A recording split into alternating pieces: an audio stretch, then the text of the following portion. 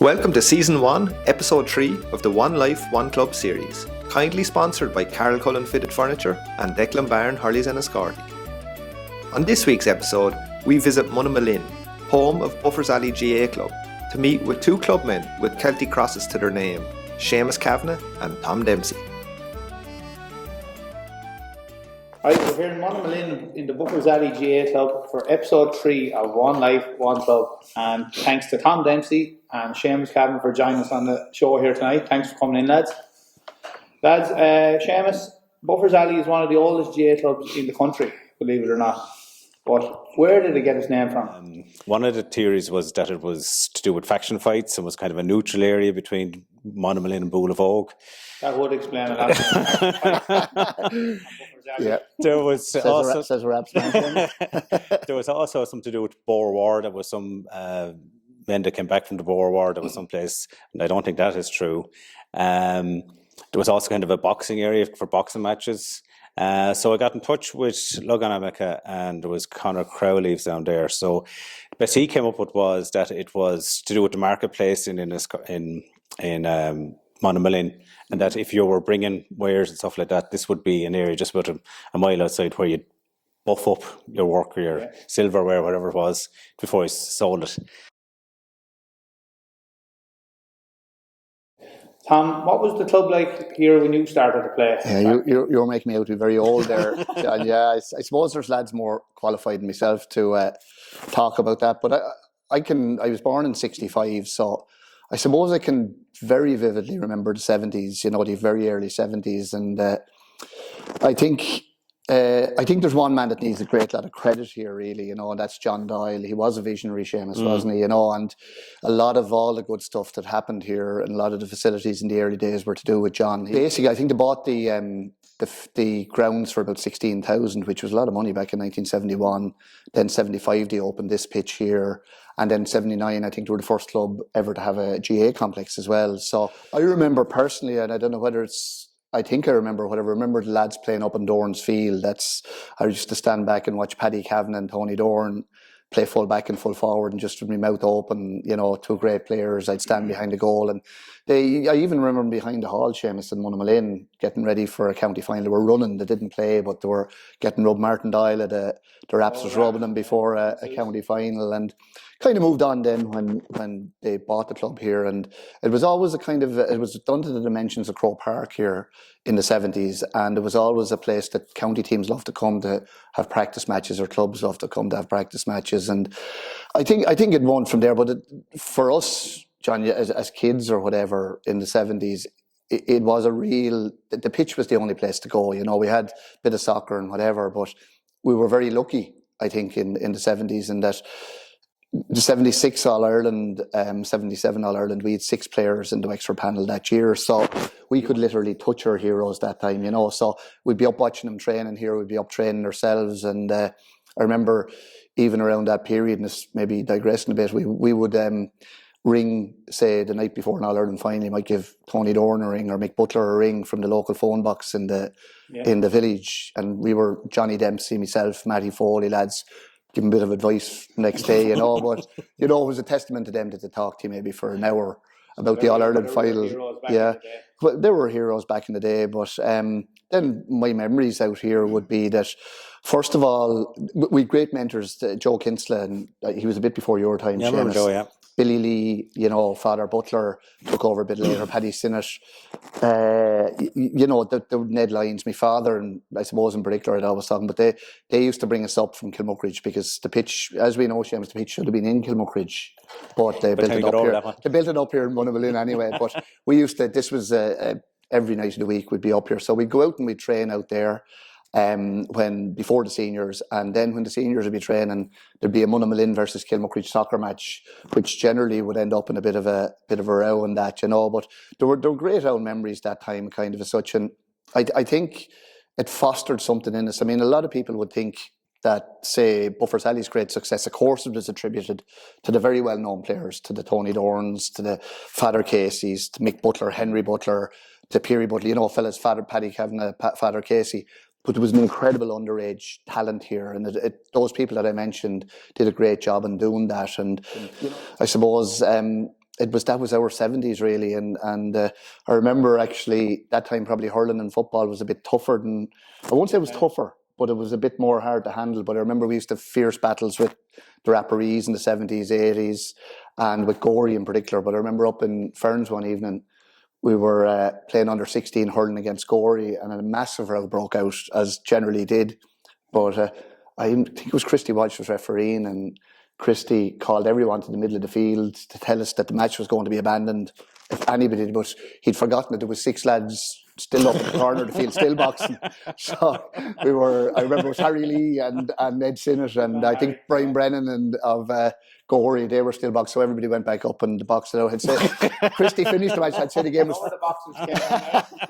I'd say the game was finished about 10 but it was a great place to be brought up, and as I say, this pitch was the centre of civilization for us that time. But football was a big part of it. So like we were senior football from 74, won the intermediate final in 74 and then won the intermediate final in 89. And we were probably one of the teams that nearly beat the Duffrey, Seamus. Do you remember that, and we had them kind of on the rack with 14 men. We were good at playing with 14 men that time, but I was just saying, just incidentally, Martin was 16 in the 74 county final. There weren't a very forgiving crowd in Buffers Alley. If you did something wrong, you'd be told, but we got a penalty against the Sarsfields in the replay in the 74 county final, and Martin, we were point down.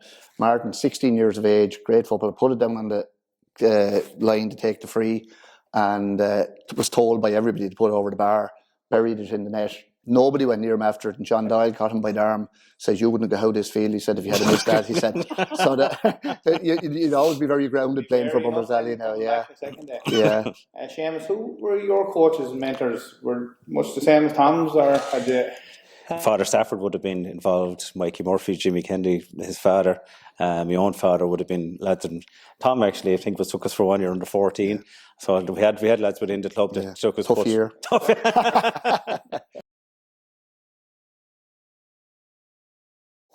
Tom, I'd just like to ask you about your standout moments of your career with Buffers Alley. I know you've probably a good few on your list, but what would be the top one? I suppose, it's easy to kind of look at the successful ones. I mean, the first one that's always going to come to mind is the All-Ireland Club Final. Yeah.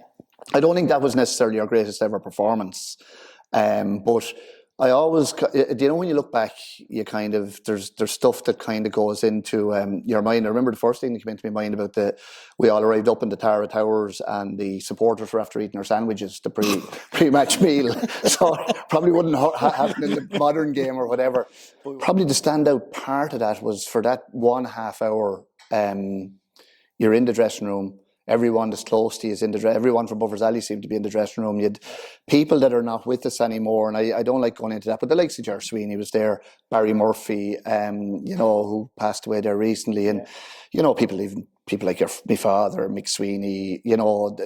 There's a lot of people that you could go through. I just thought that at that point it was kind of sitting in the dressing room, looking around. You had your 76, 77 heroes one side of it. The lad you grew up with, Sean Whelan, Colin Whelan, all that done was all those guys in one. Another part of it, the O'Learys, whatever. And then you had the older kind of entourage on the other side of it. And I remember just sitting and saying, this is the ultimate. You're from the club, the field out there that we started in, and what John Doyle started, I suppose. Not saying John started the whole club, but he did make a big difference. Here you are, the best club team in Ireland. I suppose I'll never forget captaining Buffers Alley in '89 for a number of reasons against Oulart. So the first game came to a slightly premature end. And there was I can't really put my hands up and say I take any great credit for it now but there was just a bit of a schmozzle at the end of it. Oulart did a free in, probably should have won the game. We came back and won the replay, and the fact that I was captain then, and it was part of the great rivalry we had with Oulart. I think everyone in Buffers Alley and Oulart are married into each other, and probably the best friends we have are in Oulart and back. But when we met on the pitch, it just turned out to be fairly tough going. Like I even remember out here, the suit lengths final, they used to play, and many years ago, they used to play for tournaments for sets of suit lengths. So if you won, every player would get the material to make a suit for themselves. And Times were tough. it was a good prize, Carl. And there was a bit of a schmozzle broke out here with Buffers Alley and Owlert, and it ended up on the main road. But anyway, I think nobody ever got the suit lengths in the long run anyway. It was just... Seamus, what would your standout moment be of your Buffers Alley career? I suppose coming onto the team was a team because when I was growing up, the cups would be coming in, you getting the drink out of the cup in the primary school, and much the same as Tom was saying, that you'd be growing up down here and watching it. So you were watching all these fellas, and next thing you came, and I had about 2 or 3 years, I was young now playing junior B, and that was real education as well, and it was real enjoyment because there were some big characters like Psyche and these lads playing, and Tom, the mainliner and these lads. As you kind of got close to it, you kind of said, God, I might be able to manage this now. And we played a couple of years. We just seemed to always play Askamore in junior B. It was just non-stop Askamore. No one else. So we played, and then to make the step up then to the senior level when Henry retired. And like you had like Sean Whelan and Colin Whelan and Barry as well, like they were like big brothers that were reminding me because I was young going into the goal, and there were big. I remember Pat Kenny, a selection of lads, and like well looked after. Well looked after, and because I remember Barry saying to me one day, "So you just worry about the ball comes through, the man won't." He says.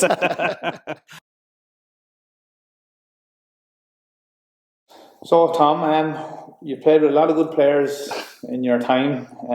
Who would be the best player that you ever played with? I'd be kind of short to kind of say the best player. I mean, to be honest, we had a record like person here in Tony Dorn, so you almost, when you're talking about the best player, you keep him separate because he was, you know, you could talk to people in Ireland that would say he was the best player ever or the best full forward ever, and you know, we had a lot of players like that. You know, you go down through them. Colm Dorn was always a particular favourite of mine. Just an incredible hurler. Mick Butler probably won more matches for Buffers Alley. I don't think Sean Whelan had any peers as a midfielder. If you went out, one way I'd put Sean was if you went out and DJ Carey was midfield and there was somebody with only, you know, that wasn't able to walk, Sean would insist on hurling on DJ Carey. He was always wanting to test him. Such a dedicated fella. He was an inspiration, really, I have to say. But, you know, we talk about the fellas, the Paddy Cavanaghs, the Father Casey's, all the lads that were county players. But I also think that, you know, and Mick and Henry Butler, they were all inter-county players. So Pat Kenny, they were all inter-county players. Though, you know, played really well. But looking back, I remember in the 70s, John Stamp was just somebody I used to love watching hurl. Jack Hall. I'd say Jack is a legend both on and off the field in this club, Seamus, isn't he? He's an amazing person. I hope I'm not taking probably some of the lads you were going to say as well. But, you know, Pat Lacey, Bill Murphy, you know, Bill Dorn, Joe Dorn, Sean Whelan, you know, Mick Kinsella, they were all fantastic players. And then just to play with, for me, the dreams to play with really were Paddy Donoghue was so easy to play with. John Gann, just stand beside John and he'll hand the ball down to you. You know, he was a brilliant player. These fellas seem to have no fear. Just John, they would Peary Butler, you know, Fintan O'Leary. Yeah. Fintan was the most intelligent guy. And I have to say, and I've often that Tony Dwyer, but Keith Burke, Seamus, probably the best wrists I've ever seen of a young fella. And we had 2 goalkeepers over 50 years. I'd say it's a record in any club, but Henry Butler and Seamus, and the 2 boys were probably fairly exceptional. If I had, even what do you think of me, Seamus? You were great too. But they were, you know. But unlucky not to make a county team. If I was like, there was a lot of most of our lads played with the county team at some stage or other, you know, because we were doing very, very well. I thought Seamus O'Leary was a genius with a hurl. I know from my father that Bill Dorn and Bill Murphy were 2 men that he would have always said should have played for longer. Fintan O'Leary, Keith Burke, Ger Sweeney. Ger was the greatest character ever. He possibly could. And then Colin Whelan, Henry Butler, Matty Foley definitely should have played with the Wexford team for a few years as well, because he was just, when he was on his game in the middle of the field, you just couldn't get the better of him. And I just think those guys, 95% of success has been in the right place at the right time. And just for some reason, they didn't get the chance that they should have.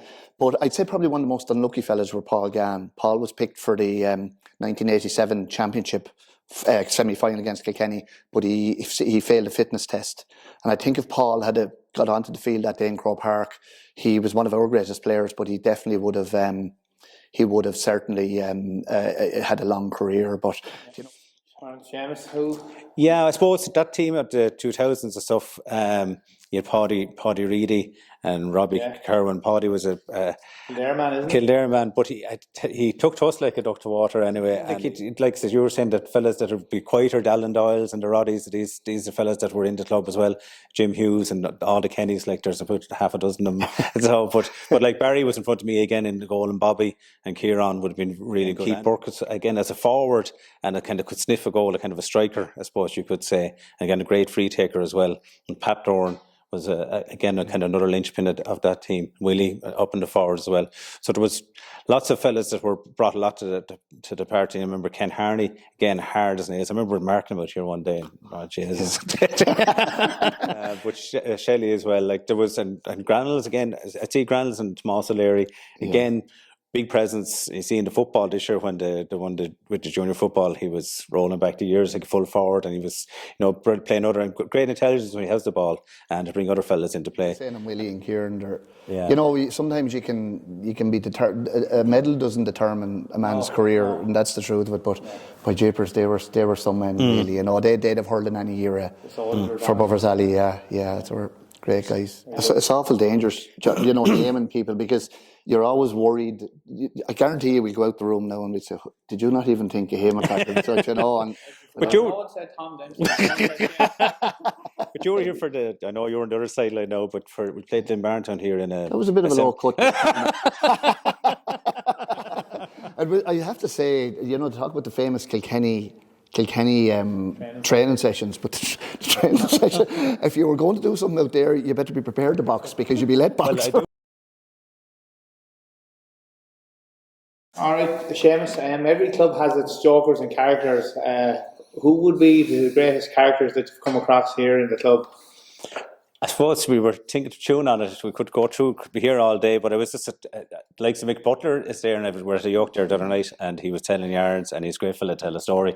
Jimmy Kennedy would be a fella of my vintage, and most people might know him through the food as well. I think he's feeding most of the county teams at this stage, but he'd often have yarns and stories about different things. And I remember he was involved. We were probably in the 2000s some stage anyway, and we were playing Lismore up in Monagear this day anyway, and we were short a few, so fellas come up from the second team out to kind of fill up some gaps and stuff like that anyway. So it wasn't going well. The game wasn't going well. The shout came up from the sideline. You want to do something on the line? So when the management turned around and some of the boys were sitting off like this anyway, he just went, 1, 2, 3 unusable subs. So he was on the butt end of that one. So as I said, you want to leave your feelings at the door when you come to the alley. There was another time he was playing himself now. He told me a story the other day. And Tony was over the I think it was the second team. So Jimmy done particularly well, you reckon. He scored about 2-5 this day, and he was feeling full of, but he had words with Tony anyway, and was a brave man to have words with Tony now. So I went in and went to the dressing room afterwards anyway, and had a few words, and he says to Tony, he says, "I just saw you in All-Ireland goal last year, and weren't great, just you were on the ground most of the time. We were playing Cork," and Tony said, "God, that day I only got 2-2, he says. So it was one of those ones, again, Jimmy was after scoring 2-5 in a intermediate match. So, Tom, what about yourself? Well, I was playing, I was a kind of an enforced manager one day in Gorey, and we had only 14 footballers, and Mick Butler came out to the sideline. Mick was playing full forward and wanted to take off a particular player, and I told Mick, I said, "We've only 14. Mick, he says, "I don't care, take him off anyway." We'd be better without him. But I know that a lot of it go around the boys. Now, I mean, that time in the early days, Henry was a great character in the goal, and I remember hurling against Muckalee one day, and I was hurling on Big Jim. Go back to it anyway, but he was a giant, a giant, and he'd hate you without salt. But Henry was getting great, kind of like Henry put the ball in your hand from 80 yards, but he's getting a great crack out of landing the ball straight over my head. Your man literally walking on me and coming back out, and I'd say Henry was smiling, but the two boys, Mick and Tony, were absolutely going mad behind me, and they were shouting out because there was no ball going through to him. I was playing centre forward, and you just told me that I was playing ping pong, that I'd be better playing ping pong. I know we would have had great, but my father would have been a queer fella as well, but I remember Buffers Alley back in that period would have got into an odd kind of a row, you know, here and there, but they went down on a Good Friday to play in the Clover Meads tournament down in Waterford. And they went down anyway, and they got into a row. They were playing Mooncoin, and I think they were, like, I mean, the game was probably abandoned. And my father would be very religious, doesn't drink, doesn't like dirty play, all that stuff. And he was a selector, I think, on it anyway, and he came. So then they went, Clover Meats were sponsoring it, and it was a Good Friday. So the boys obviously went in and had a bite to eat and whatever. So my father came home, he was going to resign. My mother said, how did you get on? And he said, oh, I'm going no more. He said, they bet everyone in the field that mate on a Good Friday. He said, that's me finished. My father always went to the matches, and he'd have the fag on the lip, cap on him, the suit, and he'd have my hurls in his hand. But I was going through one day in a under 14 county final, and I hit the ball, and of course it blazed it wide, but he opened his mouth to say something, but basically when I looked, he was lying down on the ground. And I kind of got an awful fright, so I ran over, and Joe Doran was standing beside me, told me not to worry. He said he's only after swallowing his cigarette, he said. So there were queer fellas now eating fags, but Joe didn't see any reason to panic anyway. But Sean Whelan was a character now as well in the middle of the field. Like I remember we were playing the Kinnity, I won't mention the mentor, came in, you'd be talking about tactics, but Sean was, we were at the urinal, and Sean was there anyway, and he was playing on Mark Corrigan that day, and mentor came in anyway and called him aside, big tactical talk. He said, now Sean, he said, you're on a good man today, Mark Corrigan, stick up close to him and whatever, and he's tricky enough. And then the selector just put his hand out, he says, give him a good box in the mouth before it starts. So that was the tactics that day. But and in fairness to Sean, he duly obliged now. In fairness to him, I did. Yeah, I think we won by 10 points that day. Now, Colin, one time I was in the goal and someone got injured and they'd throw him to goal, and I came out full forward. So I was marking Colin, and I said, holy Jesus, I may not going to stand beside him now, he'll get killed. So I took off out the field anyway, and he's dead put. So I was getting on right little ball, and I was swung over a couple of points, and I set up a couple of scores, and I was warming I said, geez, this is not too bad at all. And there was a bit of space then. I think Turbo was down the far goal. I said, Turbo, I kind of made a big gesture and ran out to the. So it was a bit of hang time on the puck out. Yeah. And I was coming down, and I was going to figure out. Next thing I got this kind of a chill. I said, Jesus. And instead of put up the hand, I kind of just went in, and I just did a handle to hurl. And Colin had come out from full back. And I was there looking at it, and Matty Foley went by. He says, welcome to midfield. He says. Unsung heroes, lads. So all clubs have them, and the people that are working behind the scenes that probably not in the spotlight like yourselves. I suppose what's very obvious is the grounds, and I suppose Amy Fortune has been the groundskeeper for how long here, and like we started at one field, but now we've got 3 pitches to go, and a lot more work to do. So he's done Trojan work, and very much appreciated work he does. And I suppose it's all that kind of on-scene work that goes on with executive levels and whatever else. And I think anyone who gets involved in executive is the unsung hero as well. Seamus Kenny was the driving force behind the arena as well, and he did fantastic work. And then in committees like Mary Foley's been PRO here since 94, 95, something like that, for a long number of years. Most organised one. Yeah. Like, it's amazing the amount of stuff she does now. Amazing amount of stuff she does, yeah. For Shedfest, Paul Bender nearly runs the thing on his own down, getting the place ready. So it's those sort of lads. And again, anyone over underage teams, and you'd underage chair people like you'd have PJ Doran, Robbie Kerwin, and Willie Doran have done it recently. Colin Hearn would be another. Like, the bingo went on there during lockdown. And Colin was doing the MC for how many months that went on, and did a huge amount of work. And also on the running track that we have around here now, he was the driving force behind that. And Pat Lacey and other fellas and Kate as well, pushed that as much as you could. And like Ger Hendricks passed away as well. Yeah. He was a treasurer, got the funding for it and all that. So that was a big development. Tom, have you anyone to add to that list? Yeah, I suppose going back a bit further, I mean, like every club, you've families, Buffers Alley were probably made on families, Butlers, Dorns, Whelans, Sinnets, Donohues, Gans, O'Leary's. I use O'Leary's even though they're not brothers. I think Fintan Farrell has done incredible work over the last while, and the early stages of the development when they were buying more land and that, he did, he's been just fantastic from that point of view. And it just went Seamus Kenny as well, Seamus and Doherty. I remember when we were over the senior hurling team here, you need your chairman, but Seamus was so supportive. Like Miles O'Connor and Aidan O'Connor steal the raps after taking Aidan on us now, to be honest with you. Yeah. Secrets, lads. But both on and off the field, Aidan has been fantastic. But his father before him, just very selfless, brilliant people. I also think Joe Hughes would have done a lot of work over the years, you know, they call him the sheriff here because he's the sheriff of the place. And as I said, you remember we were saying to you, John, that you go to write down a list, sure, where do you stop? And just the only thing we can do is apologise to the people we haven't said it to, but they have been brilliant. But, you know, the really... yeah, and you know what, we've mentioned very few of the women. And, you know, this is probably the best. I'd say Buffers Alley, a lot of people wouldn't realise, Buffers Alley won 5 Camogie All-Irelands in 6 years here. They won 17 county titles in a row, but every single one of them would have put their shoulder to the wheel. Okay, lads, we're just near the end there now. We're just coming on to the friend or foe section. Okay, so I'm just going to call out a list of clubs, and you have to tell me whether they're a friend or a foe. They're all friends, John. So the first one is Rathnewer. Friend or foe? When you're up there, a foe, because they're the hardest crowd to beat up in Rathnewer, whatever it is, with that hill at the top of it. It was always raining up there. So. They're hard to beat anywhere, Seamus. Probably of any club in the county, the respect that we would have for Rathnewer is probably nearly unsurpassed. You know, they are the kind of same colours. They're the Kilkenny of Wexford hurling. Yeah. St. Martin's. Well, no, my sister's married down there, so I'll have to say a friend. I'll tell you, and I'm married to a St. Martin's, so we just leave it at friend. I think we're going to go with friends the whole way through. Ferns. Yeah, I did never minded Ferns too much. Now, again, it was. To be anarchy, which I'd say the same about us.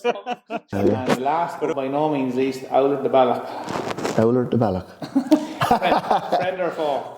Are you just wanting one word on that one? Well, see what a lot of people don't know. Well, a lot of people do know, John. There's no doubt. I mean, there was like the Anyoke in the 80s was a fairly tough place to be if you're from Buffers Alley. There's so many connections with Owler Buffers. Everyone has cousins in it. They're married into it and whatever, and it probably added to some of the games were. There's no point saying they were quite vicious. I remember the Suitlands, as I'm telling you here. I was on a chat, but they literally ended up on the main road. Like there was kind of a. I don't know who was pushing who, but there was lads. It was unbelievable here, you know. And Seamus's brother, I don't know how he'd feel Mihal now. Owlert, we were playing him in the county final in '92, and Owlert had flags the whole way from Rahinduff in, you know. Yeah. But Mihal, now I'd say it took him a while, but he got a stepladder and he cut the red off all the flags on the way back, so they were left black on the way back. But no, I think Owlert have certainly proven themselves since Seamus with all their titles, and no, we'd have great admiration for them, and let sleeping dogs lie.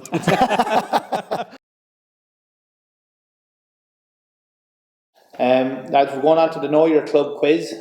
So I'm going to ask you 6 questions. So you're both together and you can chat to your among each other there. Thank God. So the first one, lads, Buffers Alley defeated the 4 Roads of Roscommon in the All-Ireland semi-final in 1989. But who did O'Donovan Rossa defeat in their semi-final? Patrick Swell. Yeah, we're not too bad. No, it wouldn't be too easy. Number 2, in what year did Buffers Alley win their last Camogie All-Ireland? No, that's... Well, I think... Was it 85, Seamus? I thought it was more... They won the first one in 79. So I'll go to toilet there for a second. They won the first one in 79, didn't they? Yeah, and then there was 82, 83, 84, 85.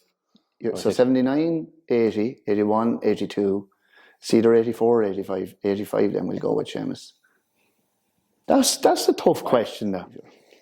84, I think we'll go with. Yes! 84, thank you. Yeah. I'll tell you, Cabinet. That's it now for me. Right, third one, lads. Who refereed the drawn county final in the 1989? Dickie Murphy. Dickie Murphy. Yeah. We'll give give you that one. Yeah, that was an awful question you gave us with the other one. Yeah, go on. Number 4. In what year did Buffers Alley win their 2 intermediate football titles? 74 and 89. I thought I would have had you on that, but I didn't. Gee, you know. Number Played more 5. than we did. How many county senior hurling titles did the Alley win in the 80s? Well, wait till we just make sure, because he's not going to give us so many in the All 80s. the way here, lads. Yeah, so I'll go through them, sure. We won 82, 83, 84 and 85. That's 4, isn't it? We won 88 and 89, so we won 6. 6. 6 is correct. Yeah. Very good. Number 6. Wexford won the under-21 Leinster hurling title in 2014. Can you name the 2 Buffers Alley players playing on the day? You don't answer till we're First sure, right? answer, first answer. No. We're discussing it now. Oliver and Andrew. What 2014? 14. Yeah. Oliver and Andrew. Correct. Yeah. Well done, lads. 5 out of 6. Yeah, well, I don't think I think that's a bit unfair. Lads, we can see the fine facilities you have here with the clubhouse and the bar and the pitches and the shed. Are there any other developments going on or in the pipeline? Like, you nearly have it all done now at this stage, Seamus. If we grant 70,000 to do up the gym, that used to be that was the original clubhouse, and there was a bar up there, a squash court, and there's dressing rooms up there as well. So that's in the pipeline now to get refurbished, and we'll keep the squash court and then kit out the gym and kind of renovate the full building. So that will put a hole in 70,000 or 100,000, I'd say. So that's the next big one. But these young fellas that are 18, 19, that's really exciting time for the club. If Owen O'Mara and Harney and these lads are really showing what, and Shamie Hagan. Young cars. Yeah, the Walshes, there's 3 Walshes on the way. So looking forward is very hopeful now that next couple of years that they can get us back up to senior, which is kind of what it's all about. And there's definitely the talent there. It's just getting the structure right and getting a bit of luck, which you also need. But there's definitely the potential to get back at the top table again in the next couple of years. Last part, before you go, I'll just get your predictions for the upcoming year, 2023. So, Tom, start with you. You're All-Ireland hurling champions. I think that Limerick, there's one more in them, to be honest with you, John. I think they're a super team, and they just seem to be perfecting themselves more and more every year. Okay, Seamus. Yeah, I think Limerick, again, it's hard to see anyone getting the better of them over the next while. Thanks, Seamus. All-Ireland football champions, Tom. Yeah, Kerry looked very, very good this year, but I think Dublin have been just on a little slight downer for the last couple of years. It's going to be very interesting. But I think there's another title in Dublin. Yeah. I always like the Dubs. Yeah, well, I think Kerry winning could take the weight off them, because I think that team was beginning to wilt under all the pressure, and they've did a lot of nearly days. So I think actually they could step on a bit. I think I agree with you, Dublin. I think that they have a bit more in them. They kind of weren't that full tilt last year, and they were nearly good enough to win it. But I think Kerry, with that pressure gone off, they can kind of express themselves a bit more maybe and kick on. Locally here, lads, the county senior hurling champions.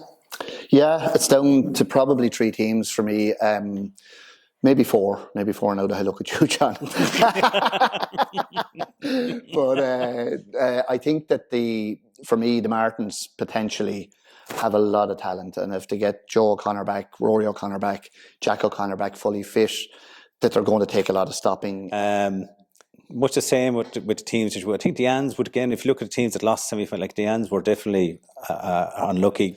But I think I'd probably with Ferns, you'd have the Martins, the Raps and the Ans. I think they would be one of those 4s. And if we're going to go for one, I should Aidan there, so I want to go Raps now, I suppose. And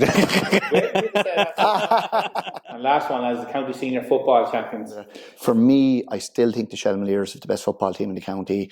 I think they'll be kicking themselves after last year, in that they'll feel. I thought Castleton were brilliant in the final, but I think it'll be the Shells myself.